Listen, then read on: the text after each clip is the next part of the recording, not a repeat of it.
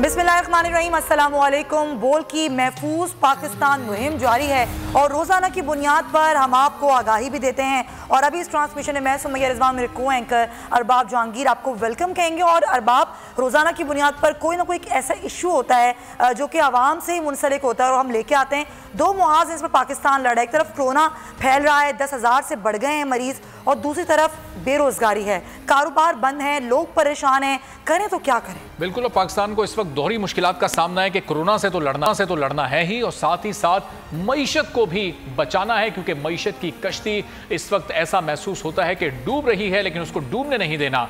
परेशान है ताजिर, लेकिन उनकी हिम्मत भी अब जवाब दे रही है। और गरीब तो बेचारा तंग था ही, अब काम ना होने की वजह से जो सफ़ेद पोश तबका था वो भी इंतहाई मुश्किलात में घिर गया है। और सुमैया, ऐसे में ज़ाहिर है हुकूमत सिंध की सख्त पाबंदियों के बावजूद भी कराची के ताजिर कह रहे हैं कि वो यकुम रमज़ान से तमाम मार्केट्स खोलेंगे, और अब वो अपनी जिद पर अड़ गए। बिल्कुल अरबाब, कल हमने देखा कि कुछ ताजिर थे जिन्होंने अपनी दुकानें खोलने की कोशिश की तो पुलिस ने गिरफ्तार भी कर लिया।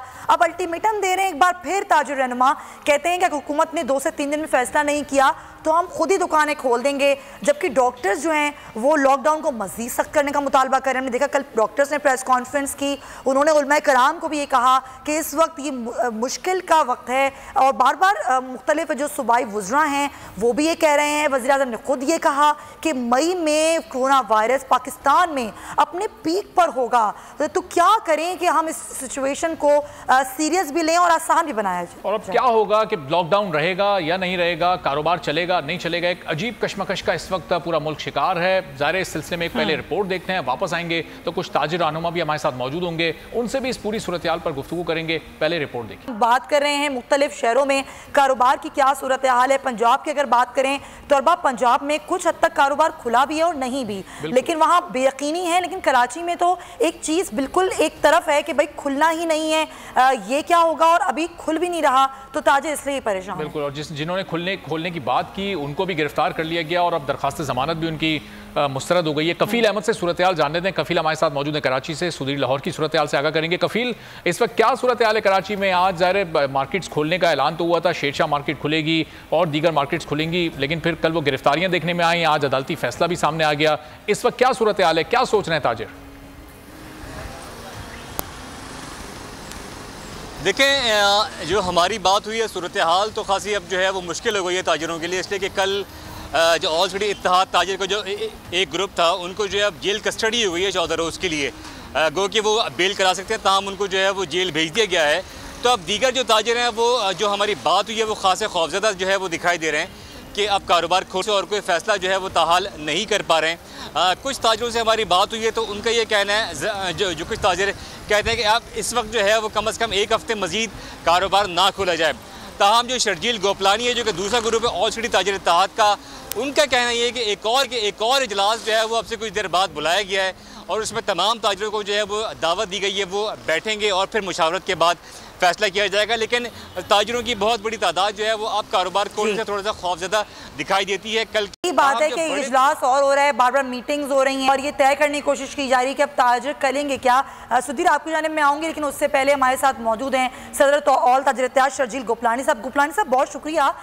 कई दफ़ा आपने बात भी की, बताया भी कि रोज़ाना मीटिंग्स भी हो रही हैं, लेकिन कल जो सिचुएशन हुई उसके बाद अब आप लोगों ने क्या तय किया है? क्या खुद कारोबार खोल देंगे या हुकूमती अहकामात के मुंतज़िर रहेंगे? देखिए, हम बार बार जो है हुकूमत को बता रहे हैं कि हम कारोबार जो है वो हुकूमत की परमिशन के साथ खोलना चाह रहे हैं, SOP के साथ खोलना चाह रहे हैं, लेकिन वो ये रहा है कि हुकूमत हमें जो है किसी तरीके से लिफ्ट कराने को अब तैयार नहीं है। और कल जो वाकया हुआ है उसके बाद हुकूमत ये समझ रही है कि उनकी पोजीशन बड़ी स्ट्रॉन्ग हो गई है, तो अब वो बिल्कुल ही हमें दीवार से लगाना चाह रही है। अच्छा, हमारी मजबूरी समझा जाए, हम कारोबार की बात नहीं कर रहे, हम जो बात कर रहे हैं, हम सिर्फ और सिर्फ हमारे पास इस वक्त पैसे नहीं है, हमारे हम फाइनेंशियल क्राइसिस में आ गए हैं। हमारे अपने घर के अलावा हमने अपने जो स्टाफ है उनको तनख्वाहें देनी है। हमने सिर्फ दुकान खोलने का मकसद सिर्फ ये है कि कारोबार करना नहीं, हम अपना कुछ माल बेच के अपने पैसे कैश करना है। हम 12 दफा फेडरल गवर्नमेंट और सिंध गवर्नमेंट से रिक्वेस्ट कर चुके हैं कि हमें किसी तरीके से आसान हिसाब पे लोने दे दें, हम आपसे उधार मांग रहे हैं, हम आपसे इमदाद नहीं मांग रहे, लेकिन रियासत हमारी बात नहीं सुन रही। हमारे पास ऑप्शन इस वक्त कुछ भी नहीं है। और अब तो जो बात हुई है, जो आज 14 दिन का जुडिशियल रिमांड दिया है इन्होंने, तो अब तो हम ये कि अगर हम दुकानें खोलते हैं तो लाजमी बात है कि कमिश्नर कराची ने बोला कि हम आपको 14 दिन के लिए बंद कर देंगे। तो अब ये कि कम अज कम हम 14 दिन का अपने घरों में राशन डलवा दें और इनके कहने पर जेल चले जाए। कम अज कम एक फायदा हमारा ये हो जाएगा कि जिन लोगों की हमसे आंख लगी हुई है ना, वो आंख उनकी खत्म हो जाएगी, वो कम से कम हमारे घरों में आना छोड़ देंगे और हम लोगों का जवाबदार रहने के काबिल नहीं रहेंगे। तो क्या जेल भरो मुहिम चलाने का सोच रहे हैं आप? नहीं, हम कभी भी नहीं चाहेंगे कि जेल भरो मुहिम की तरफ जाएं, ताकि कोई आम ताजिर को हम नहीं चाहेंगे किसी परेशानी में आए और रमजान का महीना वो जेलों में गुजारे। हम हमारे ताजिर जो है कोई क्रिमिनल नहीं है, लेकिन अब हमारे लिए मसला ये हो रहा है कि हम लोगों को फेस नहीं कर पा रहे।